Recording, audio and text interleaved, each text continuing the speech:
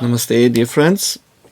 So this is the second part for this Narasimha Homa introduction, and I have explained already in the first part why I perform this ritual and that everybody is invited, and it doesn't depend on if you have money or don't have money. This is for the benefit of everybody. And so I was thinking, but because I got some responses from some people with more questions, so I thinking to explain a little bit further. Because from from most of the people, astrology seems to be odd and quite far away for the general public, and people also have problems in understanding these subjects, and because they're very subtle and also obscure for most of the people, because they're thinking, what can be an influence on from the sky to the people living on this earth. But because we know that everything is interconnected, and of course everything what is on the sky will have it's like a reflection of light, and light is very much needed for life on this earth. So definitely it has some impact. I was explaining in my recent video on this time now where Mars as the planet of war is aspecting very much Jupiter, that he had landed in his own sign of Scorpio, which is the natural 8th house, and will bring a lot of problems and fights, and be also under this nature catastrophes and attacks and all that, because he's in joining with the Ketu. He's like a shadow planet, you could say, and both of them are ruling that sign Scorpio and afflicting the planet Jupiter, because Jupiter has been in the last 1.5 years joined with Saturn, and have been in his weakest place, so that we can see in our outside world people are very much confused, and there's no proper guideline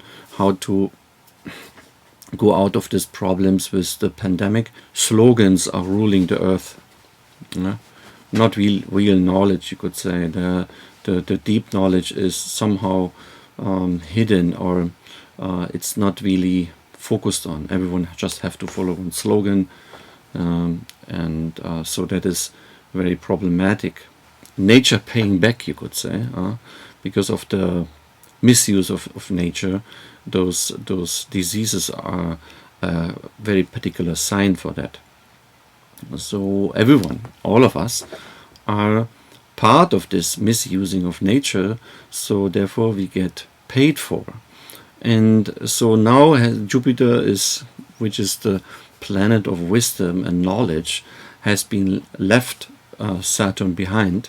He's still in connection with Mars nowadays. So it's like for 1 month, these yoga called Pisaca yoga, Mars with Ketu together, aspecting Jupiter. So that is, a lot of dark things will come up. They will come to light, and so one has to be very careful in decisions making, and so it will take around a month to free that circumstance. And people are asking, after this it will be better, and we will just live as before.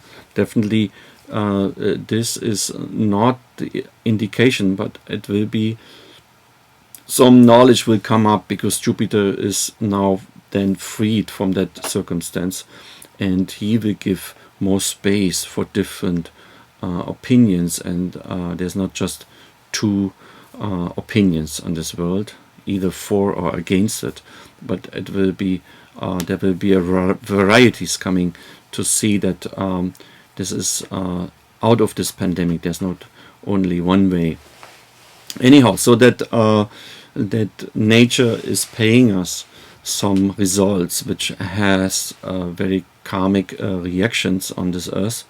So it is good to do a prayer on that particular days or coming in the next months. So you see, Mars can have a bad effect, but in general, he is the supporter or the minister of the sun, who gives us energy and who makes things work. So without fire, we cannot live on this earth either.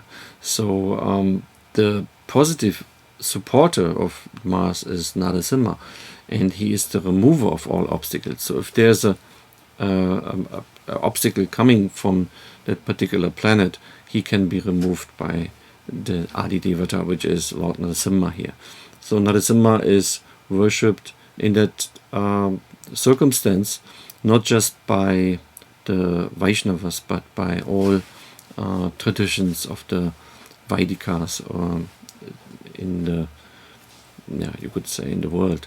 So therefore, it is very, very advised, very much advised, to have Narasimha as the Devata for this particular time, to remove any problems and obstacles. The indication for the 14th of December, I will explain a little bit further, because that indication on the 14th of December, there Mars and Ketu are on 0 degrees, so they're like overlapping each other, and the energy will be double-sized, like a spear, or you could say something like that. So, but it falls on the Mokshada Ekadashi, which is a very powerful Ekadashi. For Vaishnavas, they do fasting on that day, and it is said that in ancient Shastras, ancient manuscripts and books, that on that particular Ekadashi, liberation is granted by Lord Vishnu to his devotees. And so it also happened that Bhagavad Gita was spoken on that same day, you could say. So Mokshada Ekadashi falls on the advent of Bhagavad Gita. So Bhagavad Gita Jayanti, you could say, appearance day of Bhagavad Gita, the holy book of the Hindus, the holy book of the faithful. It's a very powerful and very cryptic also. It's also like a Upanishad, you could say, a secret text which is revealing the real knowledge to the humans. And that Bhagavad Gita, the source book, the inspiration of so many generations. It is said that on that day you can recite Bhagavad Gita manifold. You can recite all the shlokas from the first chapter to the 18th chapter, or you just select some chapter which is good for you. So instead of doing a very complicated fire ritual, like, you should do like a simple prayer on that day.